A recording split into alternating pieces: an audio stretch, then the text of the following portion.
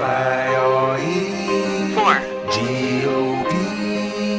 On fire for God. F-I-R-E. 4, G-O-D. On fire for God. F-I-R-E. 4, G-O-D. F-I-R-E. 4. G-O-D.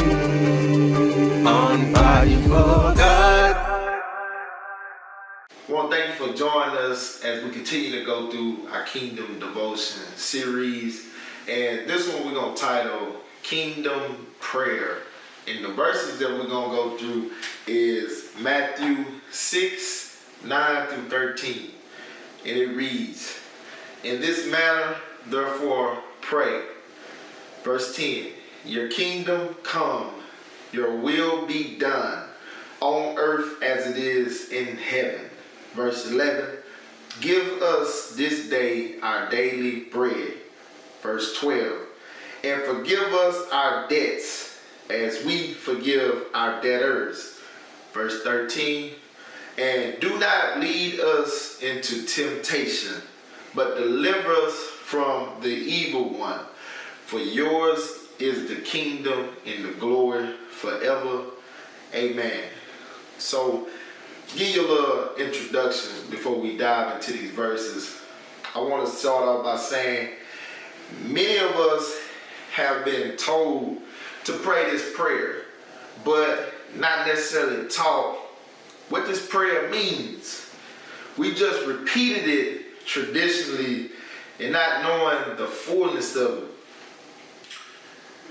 Jesus had to give us these instructions and be firm about how to pray and what to pray, because the religious leaders at the time had taught the people the wrong way how to pray. Not just by the things that they were teaching, but they were wrong in their actions. Just because a person been going to church a long time or preaching something a long time, it doesn't mean that it's the right thing. These leaders, they would bless people and then run and tell everyone that they blessed somebody just to receive recognition, or as young people like to say, they were looking for clout. They even went a step further by when it came to praying, they would try to pray louder and longer than the person next to them. It got so bad that prayer, it wasn't even about God anymore. It was about competition and only trying to impress man. So here comes Jesus correcting and telling us, do not be like them, for they honor me with their mouths, but their hearts are far from me. So in verse 9, it reads, "This then is how you should pray. Our Father in heaven, hallowed be your name." God is our Father, and his kingdom from which he rules from is in heaven. Holy is his name. His name is to be sanctified. It's to be set apart for a specific purpose. In verse 10, it reads, "Your kingdom come, your will be done as it is in heaven."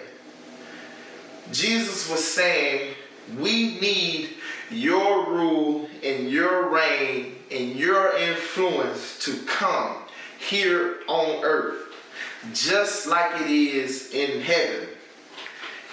It's the believer's job to get what's happening in the unseen world into the seen world, which is called earth. Verse 11, "Give us this day our daily bread." This is not just talking about a physical need. He's talking about a spiritual need. And that need is to keep a connection between God and mankind.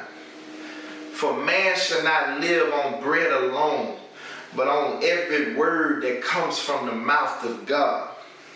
Verse 12, and forgive us our debts as we forgive our debtors. He tells us to ask God to forgive our debts as we forgive others their debts, because we owe our lives to him, but we have lived contrary to the way he created us to live. We were never created to be killing each other, to be hating each other, to be racist toward each other.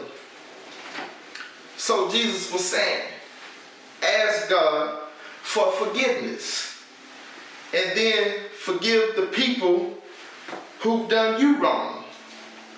Wipe their slate clean, and God will wipe your slate clean. In verse 13, it reads, and lead us not into temptation, but deliver us from the evil one. For yours is the kingdom and the glory forever. Amen. A temptation from God is not the same as a temptation that we think about. A temptation from God is simply a test to see if you are really approved and ready for the next level. But here Jesus is saying, pray that we do not be led into our own temptations. Our own temptations are always the lust of the flesh, the lust of the eye, the things that we do that feels good but we know is wrong.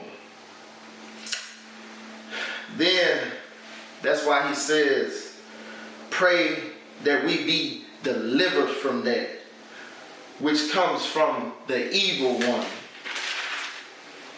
To be delivered, it means to be rescued or to be preserved. Deliverance is not something that should be taken lightly. Many times we need to be delivered from our own selves. Like when we fall into drug addiction, alcohol addiction, sexual addiction, and so many more, we need to be delivered. As I wrap up this thing, the last part of this verse, it reads, for yours is the kingdom and the glory forever. Amen. This kingdom is not like earthly kingdoms which diminish and perish over time. This kingdom we're talking about cannot be dethroned, and it cannot be overthrown, and it is forever.